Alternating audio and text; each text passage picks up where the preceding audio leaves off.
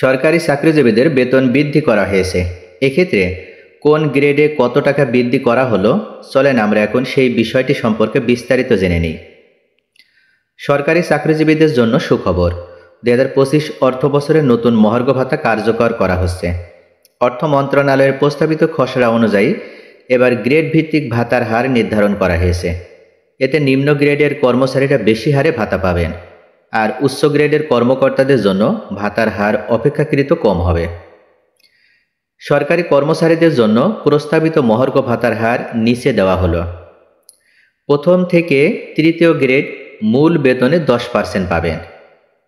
চতুর্থ থেকে দশম গ্রেড মূল বেতনের 20%, 11তম থেকে 20তম গ্রেড মূল বেতনের 25%।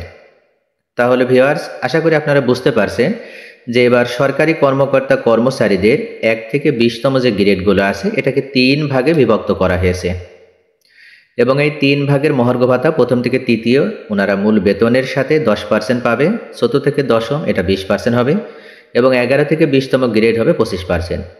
নতুন ব্যবস্থায় কোনো কর্মচারী 4000 টাকার কম ভাতা পাবেন না। সর্বনিম্ন বেতন বৃদ্ধি 4000 টাকা আর সর্বাধিক 7800 টাকা। তবে পূর্বের 5% বিশেষ প্রণোদনা সুবিধা বাতিল হবে।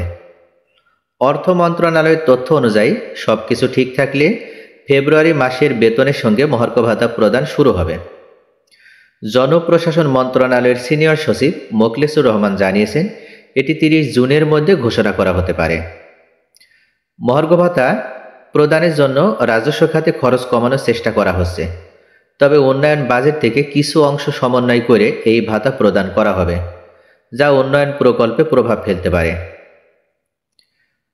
সর্বশেষ 2013 সালে সরকার 20% মহার্ঘ ভাতা প্রদান করেছিল। 2015 সালে সর্বশেষ পে স্কেল ঘোষণার মাধ্যমে সরকারি কর্মচারীদের বেতন বৃদ্ধি করা হয়।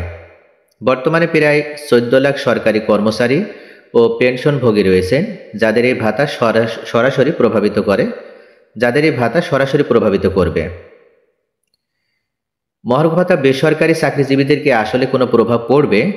সরকারি কর্মচারীদের বেতন বৃদ্ধির ফলে বাজারে পণ্য মূল্যের ঊর্ধ্বগতি হতে পারে, কিন্তু বেসরকারি চাকরিজীবীদের জন্য বেতন বৃদ্ধির কোনো নিশ্চয়তা নেই। এর ফলে সাধারণ মানুষ এবং বেসরকারি চাকরিজীবীদের জীবনযাত্রায় বাড়তি চাপ আসার আশঙ্কা রয়েছে। চলতি 2024 থেকে 25 অর্থ বছরে সরকারি কর্মচারীদের বেতন ভাতা খাতে 81,580 কোটি টাকা বরাদ্দ রাখা হয়েছে। মহার্ঘ ভাতার জন্য কোনো আলাদা বরাদ্দ নেই, তাই পরিচালন বাজেটের অন্যান্য খাত থেকে এই অর্থ সমন্বয় করা হবে।